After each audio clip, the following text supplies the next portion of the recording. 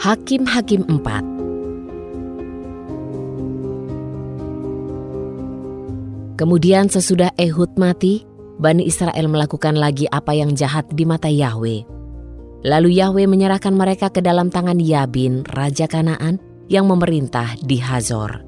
Dan panglima tentaranya adalah Sisera, yang tinggal di Haroset Hagoyim.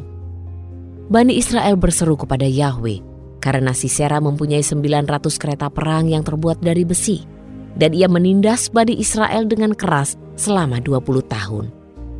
Deborah, istri Lapidot, adalah seorang nabiah yang memerintah sebagai hakim atas orang Israel pada waktu itu.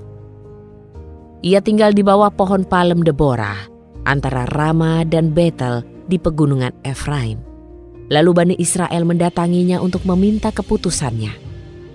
Ia menyuruh memanggil Barak, anak Abinoam dari Kedes di daerah Naftali, dan berkata kepadanya, "Bukankah Yahwe Elohim Israel telah memerintahkan, pergilah dan bergeraklah menuju Gunung Tabor, dan bawalah 10.000 orang keturunan Naftali dan keturunan Zebulon bersama-sama denganmu. Dan aku akan menggerakkan Sisera, panglima tentara Yabin, kereta-keretanya, dan para pasukan kepadamu ke aliran sungai Kison. Aku akan menyerahkannya ke dalam tanganmu." Lalu Barak berkata kepadanya, "Jika engkau pergi bersamaku, maka aku akan pergi. Jika engkau tidak pergi bersamaku, maka aku tidak akan pergi." Ia berkata, "Baiklah, aku akan pergi bersamamu. Tetapi kehormatan tidak akan menyertaimu dalam perjalanan ini, karena Yahwe akan menyerahkan Sisera ke dalam tangan seorang wanita." Dan Deborah pun bangkit dan pergi bersama Barak ke Kedes. Lalu Barak memanggil suku Zebulon dan suku Naftali, dan ia pun pergi. 10.000 orang mengikutinya. Juga Deborah maju bersama-sama dengannya. Heber orang Keni, anak Hobab ipar Musa itu, telah terpisah dari suku Keni, dan ia membentangkan kemahnya sampai ke pohon Tarbantin di Zaanaim dekat Kedes. Dikabarkanlah kepada Sisera bahwa Barak anak Abinoam telah maju ke Gunung Tabor. Lalu Sisera mengerahkan semua kereta perangnya, 900 kereta perang yang terbuat dari besi, dan semua orang yang bersama-sama dengannya dari Haroset Hagoyim ke aliran sungai Kison. Berkatalah Deborah kepada Barak, "Bangkitlah, karena inilah hari di mana Yahwe menyerahkan Sisera ke dalam tanganmu. Bukankah Yahwe telah maju di depanmu?"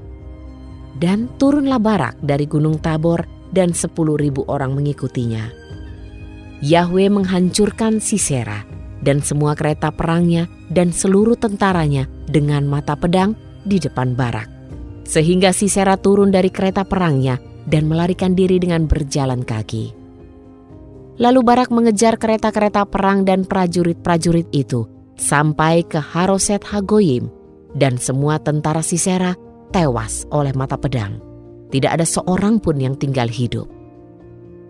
Namun Sisera meloloskan diri dengan berlari ke kemah Yael, istri Heber orang Keni itu, karena ada hubungan baik antara Yabin, Raja Hazor, dengan keluarga Heber orang Keni itu.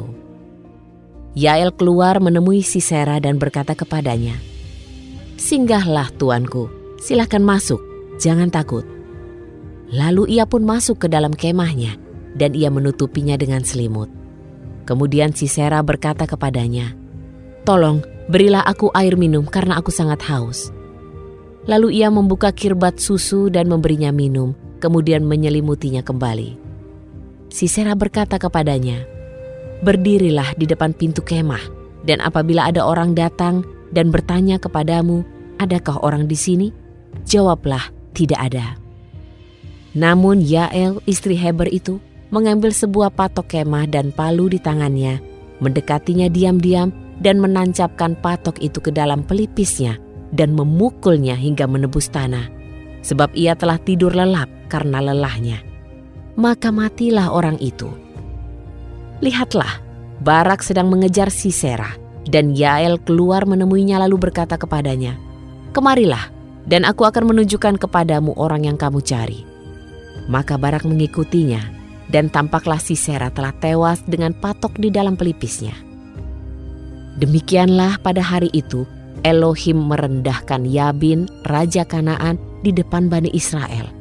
Lalu tangan Bani Israel semakin kuat menekan Yabin, raja Kanaan, sampai mereka melenyapkan Yabin, raja Kanaan itu.